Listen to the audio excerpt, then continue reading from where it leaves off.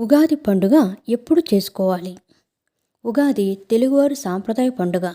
ఏడాది పొద్దు జీవితం ఎలాగో తెలియజెప్పే పండుగ. పంచాంగం ప్రకారం మానవ జీవితాలు సాగుతాయని తెలియజేసే వేడుక. నక్షత్రాల రాసులు చక్ర భ్రమణంలో మానవ జీవితంలో వెలుగు నీడలు ఎలా పరిభ్రమిస్తాయో తెలియజెప్పే బహుచక్కని పండుగ ఉగాది. ప్రతి నక్షత్రానికి ఒక రాశి ఉంటుంది. అలా 12 రాశులు ఉంటాయి.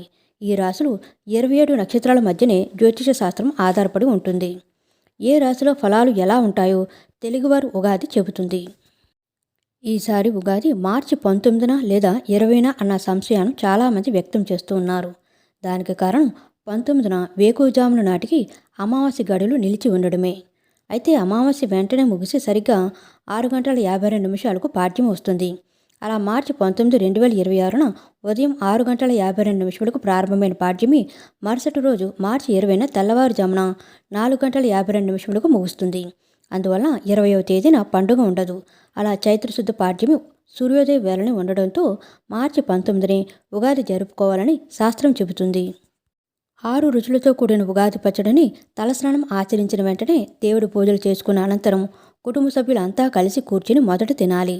జీవితం 6 రుచుల సమ్మేళనం. దానికి ప్రతీకగానే ఉగాది పచ్చడి ఉంటుంది.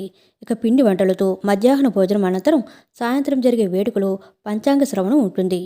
పంచాంగ శ్రవణం అతి ముఖ్యమైనదిగా అంతా భావిస్తారు.